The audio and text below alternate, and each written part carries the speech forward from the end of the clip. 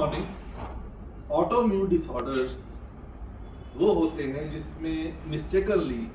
हमारे ही जो immune system है अटैक्स द हेल्दी सेल्स और ऑफ आवर बॉडी।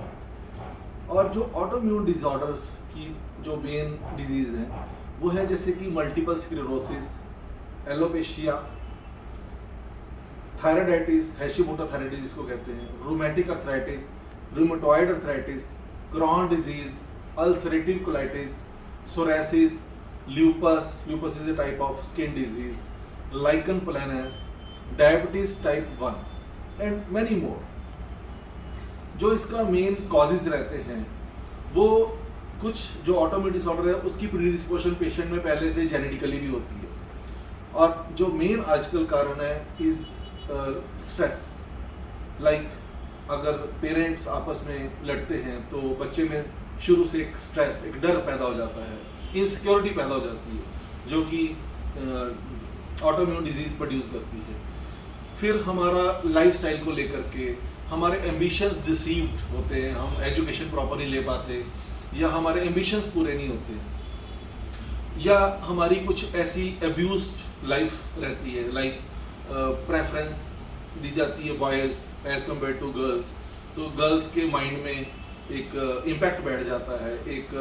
डर बैठ जाता है। तो जो भी ये कॉजेज हैं, डिसअपॉइंटमेंट्स हैं, हमारा बिजनेस फेल हो जाना, रिपीटेड डेथ्स इन फैमिली या क्लोज वन की बहुत जल्दी डेथ हो जाना, तो ये ऐसे stress, anxiety about your career, anxiety about your children, तो वो एक डिजीज प्रोड्यूस करती है पेशेंट में जिसको ऑटोइम्यून डिसऑर्डर कहते हैं। Third main reason is your diet, irregular diet, malnourished diet, like burgers and rich food लेना and cold drinks जो कि फॉरेन एक डाइट में आती है, तो वो आपका chemical exposure, toxins exposure, radiation, chemical exposure in your occupation also, वो आपके अंदर चेंजेस प्रोड्यूस करता है। And next one is intake of drugs, alcohol, smoking, tobacco and other drugs, medications, some medications like self medication especially हम बात करेंगे, antibiotics abuse, steroids abuse, और बहुत से ऐसी ड्रग्स हैं जो हमें दी जाती हैं और उसकी वजह से ऑटोइम्यून डिसऑर्डर प्रोड्यूस हो जाता है। नेक्स्ट लेवल जो कॉज है वो है लॉस ऑफ स्लीप। आजकल जो वर्क है वो दिन को सोते रहना, रात को करना, कभी उल्टा, तो वो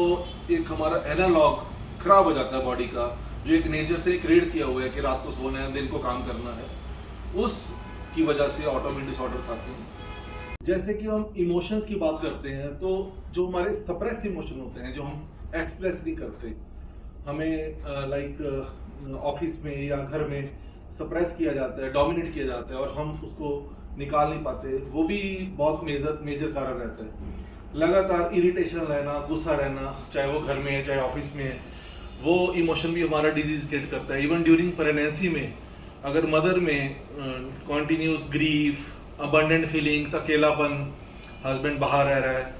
सप्रेस इमोशन है, तो वो भी इवन मदर में और बच्चे में डिजीज क्रिएट करेंगे। जब बच्चा पैदा होगा, बड़ा होगा, उसमें कुछ डिजीज ऐसी आती हैं जो कि ऑटोइम्यून होती है, और उसका होम्योपैथी में हम प्रेगनेंसी हिस्ट्री के ऊपर ट्रीटमेंट शुरू करते हैं, क्योंकि 2 साल के बच्चे को, अगर 1 साल के बच्चे को, इन्फेंट को अगर कोई ऑटोइम्यून डिसऑर्डर है,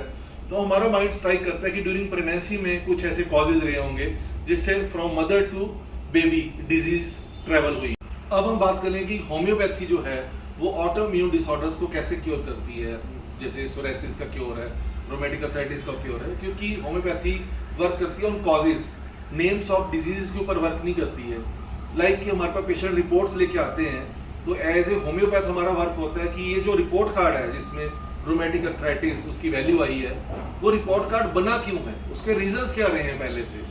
उसके सिम्टम्स क्या थे, उसके रीजंस क्या थे, उसके कॉजेज क्या थे, जो मैंने आपको अबव लिस्टेड कॉजेज बताए हैं, जैसे कि डिसअपॉइंटमेंट, एलमेंट्स, रिपीटेड